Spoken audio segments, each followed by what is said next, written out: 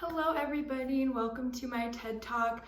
My name is Juliana Savaro. I am a sophomore at VCU and today we are going to be discussing the opioid epidemic we are facing in America. As young adults, and more specifically us college students, we are faced with overwhelming large amounts of changes, stress, and other external factors. For some of us, luckily, we have family and friends and other outlets to give some of that stress to, so it doesn't come all on our shoulders and overwhelm us. But unfortunately for others, that is not the case.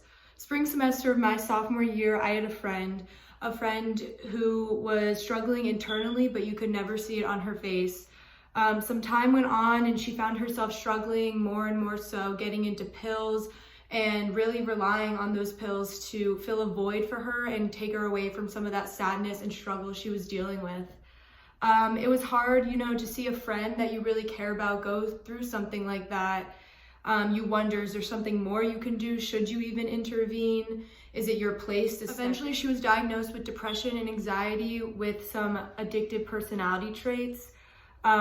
She started to do better after months. She was staying in therapy. She was doing things that made her feel good, and it was so great to see her doing well. This was until a few months later she went to get her wisdom teeth out, which is a routine surgery that most people my age, even adults, will go through. And as some of us know, the medication they prescribe for that procedure are opioids such as oxycodone, Vicodin, Xanax, etc., which in her case would lead her to spiral back into an addiction. Opioids can be defined as giving off a morphine-like effect or feeling of euphoria. They are highly addictive, and a lot of times the negative consequences outweigh the pros of what the prescribed medication is really supposed to do. In 2017, Donald Trump called the opioid crisis a public health emergency due to an increase by 30% of deaths from the year 2016 to 2017.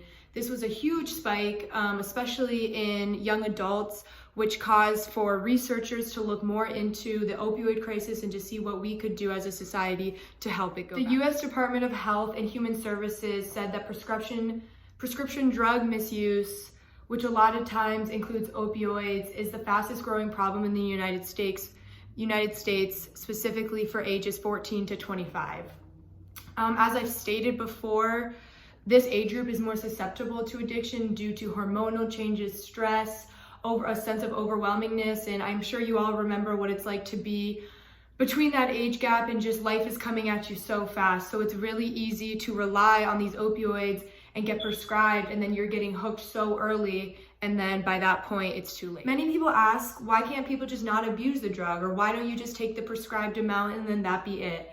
For some, that may be the case. You may be able to take 2 or 3 Vicodin to help with wisdom tooth pain, or another procedure that you had that prescribed an opioid, but for others, it will spiral them into a serious addiction and could potentially ruin their life. When opioids enter our body, it stops the production of natural endorphins produced, so we start to build a tolerance on that drug for happiness, and when we take that away from said person, it creates a feeling of sadness, loneliness, things that nobody really likes to feel. And this can happen over a span of 2 or 3 days. It only takes a few pills to get your tolerance up and to get somebody's body wanting and craving and needing that drug to supply those endorphins for you to feel happiness. When you cut off your body from these sprouts of endorphins and things that make us happy, you can become irritable, aggravated, angry, you can lash out on people, and that's why a lot of times we see those who have an addiction push away ones who they care about, are in denial. A lot of times they lose their job, go into poverty,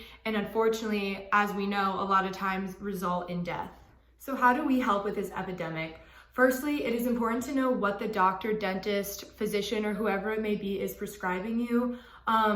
Just to reference wisdom teeth again, a lot of times they just jump to the gun and try to give you Vicodin or oxycodone or something, but sometimes Advil may just do the trick, so it's always good to start with a lower dosage of the medication, such as Advil, ibuprofen, something of that sort to deal with pain, and if it continues to grow and grow, you can reconsult your doctor and then maybe look for a prescribed stronger medication. So a lot of people may be wondering, where do these addicts get their drugs? How do they keep getting their prescriptions refilled? Because with this opioid crisis, a lot of doctors, dentists, etc. are very, very limited and keep track of obviously any prescription they give to you to try to avoid addiction. However, a lot of the times people can find drugs off the streets. They can find them from leftovers from maybe family or friends.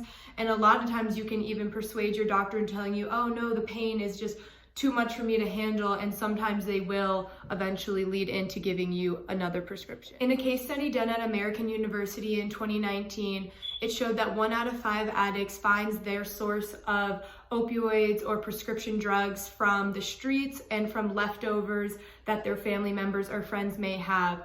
And this is another way that we can help solve this epidemic, is by properly disposing leftover medications. You never want to leave anything out because you don't know what somebody's going through. Like my friend, nobody knew that she was struggling that hard, and it's very easy to just let it fly over your head. But if we're all doing our part, then we can help decrease this epidemic.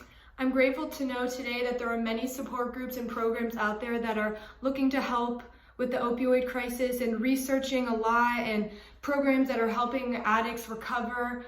Today, my friend is doing a lot better. She's getting the help she needs. She's staying aware of what medication that doctors may be prescribing her to keep herself happy. My best advice is to help reduce the opioid crisis for our country is to be present and aware. One pill is all it takes for somebody to be an addict or for somebody to relapse. So together we can stay strong, we can be aware and be present to help every person in this world live a happy and healthy life.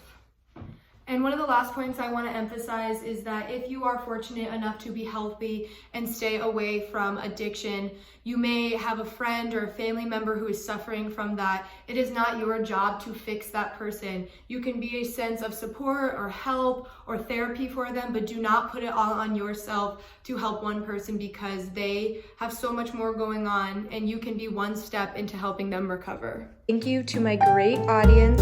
You guys were such great listeners, and I